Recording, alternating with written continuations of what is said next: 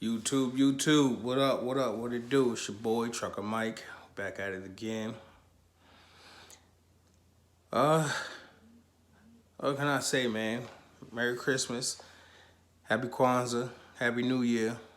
You know, it's all in all, Happy Holidays, y'all. I hope y'all out there staying safe, covered up, masked up, washing your hands, practicing social distancing, all that good stuff.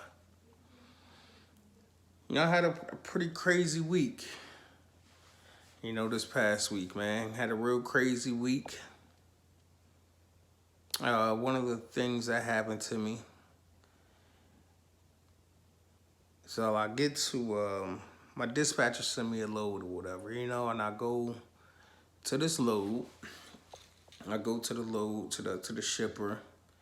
And, before I go, my previous load was recyclables.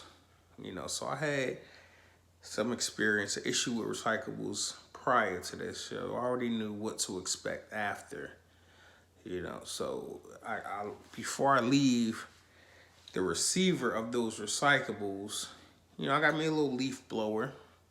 I blew out the truck and the trailer, should I say. I blew out the trailer, cleaned it out real good, or at least I thought so. So I cleaned it out real good and blew it out. And it had a faint, faint stench to it. Like, barely noticeable, but just enough to get somebody's attention. So on my trailer, I got a vent. So I leave the vent open and I'm driving about 2 hours deadheading to pick up this load. And so I'm like, all right, that should be good enough to let it air out or whatever. I get to the shipper and on my Raycon it just says, paper. I'm picking up more paper.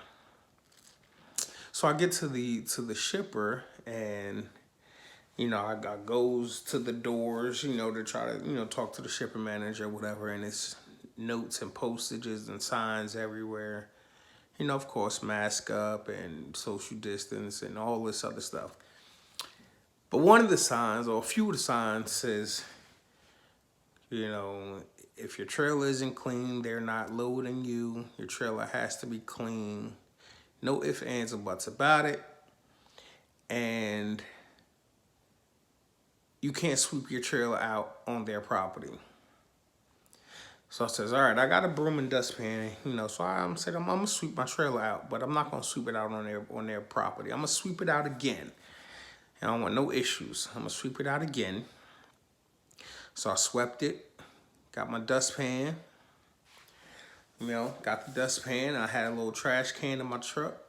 I got the trash can, I swept it out, got all my trash out or whatever. And the smell was it was even more faint than previously. So I said, all right, I got some Fabuloso on my truck as well.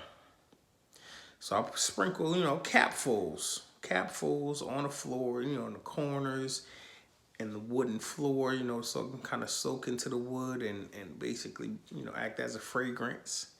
I threw some on the walls, just capfuls, just a little bit, because you don't need much. And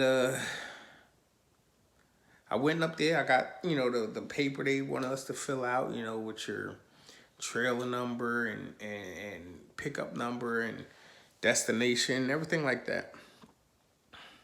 So I got that. I filled it out or whatever. And they say, it's first come, first serve basis or whatever. You just back into whatever door you want whenever you, get a door opens up and comes free.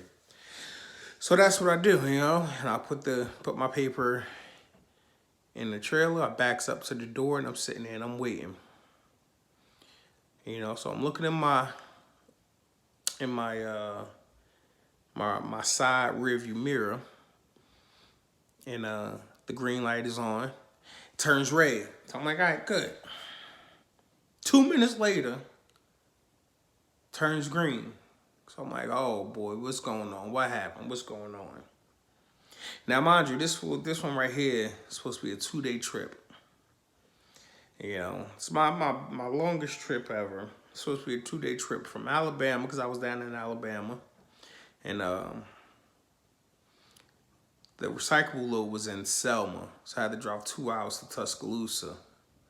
So now I'm in Tuscaloosa. So I'm like, all right. So anyway, the shipping manager comes out to me and he says, "Hey man, we can't load you. You know, the trailer's been rejected. You know, it has glass in the trailer, and you know, it has a faint smell to it. You know, we loading you up with food grade paper, food grade material, so we can't load you." So I'm like, what? Like, glass? Like, there's no glass in there. Like, I ain't tell him this. So I'm just like, oh, okay, well, let me call my dispatcher, see what's up. But in my mind, I'm like, you ain't find no glass in there, my man, because I didn't have glass. I had cardboard, like recycled cardboard, papers, things of that nature. There was no glass. So anyway, called my dispatcher and I let her know, and I'm like, hey, listen, this is what's going on, blah, blah, blah. This is what happened, that's that, and the third. So she was like, oh, you didn't sweep the you didn't sweep the trailer out before you did? And I'm like, listen, yes, I swept it out twice before I even pulled into his dock. She was like, all right, well, ask him if you go to, get a trailer wash, will it be able to load you? So in my mind, I'm thinking, like I said, I had experience with this before, and I'm like, listen, a trailer wash ain't gonna do it if it stinks. If there's a smell, a washout ain't gonna do it. So, but anyway, I asked him, and he says, nope, still not gonna be able to load you even if you get a trailer wash because it's already been rejected for glass, and once it's been rejected for glass, you're gonna have to get a whole new trailer. So I told her, she was like, all right, well, go ahead to this truck wash, and while you're on your way there, I'll start looking for you another load. Now I'm like, man, here we go, a whole day wasted. It's already like 3 o'clock in the afternoon. You know what I mean? So mind you, it's already 3 o'clock in the afternoon, and I'm in Alabama, which is an hour behind where I am, where I live, and where my dispatcher is. So I'm already an hour behind. So local time is 3 o'clock. So I know where I live, where my dispatcher lives, it's 4 o'clock in the afternoon, 1600 hours. It's just after Christmas. Things are tight. So anyway, I get to the trailer wash, and I'm heated. I'm upset. I'm like, man, this dude, he screwed me or whatever. I know he was just doing his job, but I'm like, man, he screwed me. So anyway, I get to the trailer wash, and the owner of the company, he's like, hey, man, you don't need no trailer wash. You're good. If it's glass or, you don't need it. So I didn't get it. So I'm like, oh, well, I'm already at the TA. I might as well go ahead and fuel up. I'm pissed at this point, because I didn't get loaded. I could have been on my way back up, back up north. And me being upset, moving too fast, I messed around and locked my keys in the truck. So I'm mad about that. Now, I can't get in the truck. So I'm like, all right, well, before I even call them, let me see if I can figure this out on my own. So I go to the TA truck service and ask them, hey, do you guys do lockouts? They're like, no, we don't do lockouts. Why not? Y'all fix everything on the truck, but y'all can't get into the truck if we get locked out. All right, whatever. They don't do it. So I'm looking around, in the fuel island. I'm looking in the parking lot. Like, is there any other person out here that drives the same make of truck that I drive? Which is a International. I see one person. It's a female. I'm like, oh, it ain't gonna be good. I already know it ain't gonna be good. So I go over to her truck. She had just finished backing into to a spot. So I'm like, hey, hello. She looks at me and she's like, so I'm like, telling her, roll your window down. Let me talk to you. Roll your window down. And she's like this. I'm on the phone. So I'm like, all right, cool. Okay. I get it. I get it. I get it, you know. She's a female, I'm a male. We at a truck stop. You know, it's bright. It's broad daylight out, but still, she's a male, I'm a male. Or she's a female, I'm a male. We're at a truck stop. Maybe she didn't feel comfortable. I get it. No problem. I walks away, leaves her alone. And I'm looking, I see another one. But, you know, he's not in his seat, you know, so I know he's in a sleeper. So I'm not going to wake old dude up, you know, to help me out. So I'm like, all right. So I called my dispatcher and let her know, like, listen, I done fucked up. Messed up, man. This is what happened. This was going on. She's like, all right, let me call you back. The owner calls me back. Yo, I may have a spare key here or there or this or that. You know, check here, check there.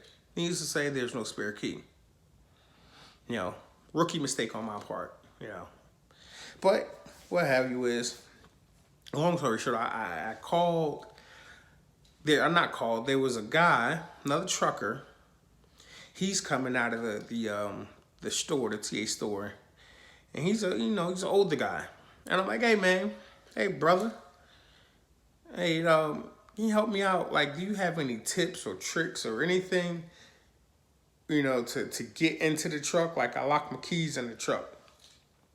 And he was like, oh, young buck, you know, the tip is always have yourself a spare set.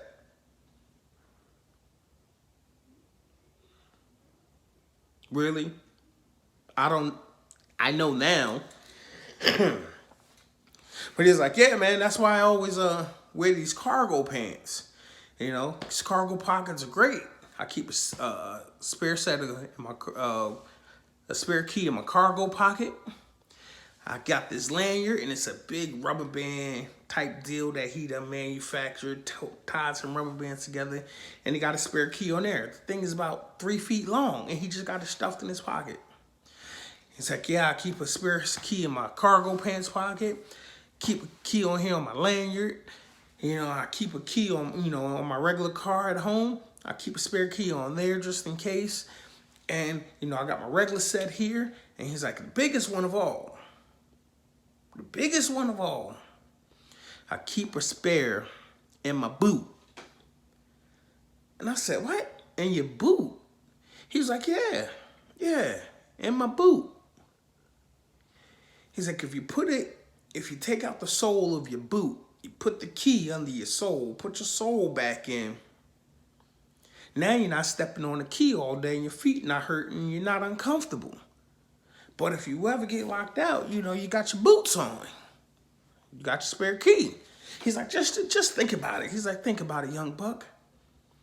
If you in a bunk, you in a sleeper or whatever, and there's an emergency, what's the first two things you gonna grab, especially if it's cold like it is now? What's the first two things you gonna grab? You gonna grab your pants or your boots, a pair of pants if you're not already dressed, or your boots and you know, a shirt, something, a jacket, but you're always gonna grab your boots. I'm like, yeah, you know, that makes sense. That makes sense. So he's like, you know, well, I drive a Freightliner. Sometimes these keys are, you know, are interchangeable, you know, throughout the truck. So let me see if my key will work. So he goes and he's jiggling it, doing what he does, and boom, it opens up. No problem. He's like, yeah, it works. So I'm like, all right, cool. Now I'm in the truck, man. I grabbed my keys. My phone was in there. Luckily, I had my headset on, so I was able to, you know, receive calls. But, yeah, man, that was it, man. I done wasted like 2 hours, you know, between waiting for the load and being locked out of the truck. I done killed like 2 hours. But I was able to get another load going from Alabama up to Pennsylvania, you know. But yeah, that's what I learned, you know, another lesson learned. Another rookie mistake, which I don't think is really a rookie mistake, because him, my mentor, which is the owner of my company, and another driver of the company, they all told me. And you know, the guy who helped me out, he's been driving for, he said 20 years. The mentor of my, you know, the owner of the company, he's been driving for a bit, I think like 10 years.